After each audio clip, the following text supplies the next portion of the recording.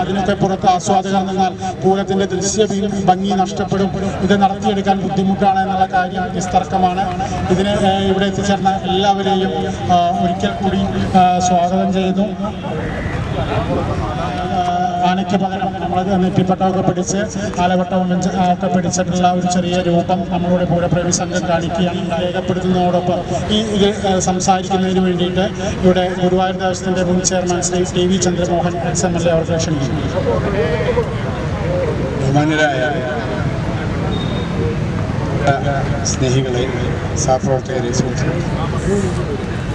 ഇവിടെ നിൽക്കുമ്പോൾ ഈ അവസാനം നടന്ന പൂരത്തിൻ്റെ മനോഹരമായ ആവേശകരമായ ദൃശ്യം നമ്മുടെ മനസ്സിലുണ്ടാവും.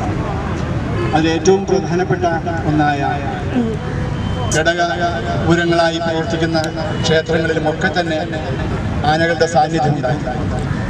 അതിൽ നിന്ന് വ്യത്യസ്തമായി ഇപ്പോൾ ഒരു ഓർഡർ ബഹുമാനപ്പെട്ട കോടതിയിൽ നിന്ന് വന്നത് നമ്മെ അത്ഭുതപ്പെടുത്തുകയും വിഷമിപ്പിക്കുകയും ചെയ്തു. ആനകൾക്ക് പറഞ്ഞിട്ടുള്ള ആന സംരക്ഷണത്തിൻ്റെ പേരിൽ പറഞ്ഞിട്ടുള്ള കാര്യങ്ങൾ എന്നറിയാതെ നമുക്കിതിന് ഒരു മറുപടി പറയാൻ സാധിക്കും. ഇതേപോലുള്ള അഭിപ്രായങ്ങളും ആക്ഷേപങ്ങളും ഇതിനു മുൻപും പൂരത്തിനെ സംബന്ധിച്ച് അനുഷ്ഠിച്ചു വരുന്ന ആചാരങ്ങളെ ഇല്ലായ്മയാക്കുന്ന ഒരു പ്രവൃത്തിയാണ് ഈ നിലപാടിലൂടെ ഉണ്ടാകാൻ പോകുന്നത്. ലോകത്തെമ്പാടുമുള്ള മലയാളികളായാലും ഇന്ത്യക്കാർ തന്നെ വളരെയധികം ആഘോഷത്തോടെ പെരുവനമനം ആറാട്ടുപുഴ പൂരം, അങ്ങനെ കേരളത്തിലുടനീളം ഒരുപാട് പൂരങ്ങൾ ഉള്ളതായി നമുക്കറിയാം.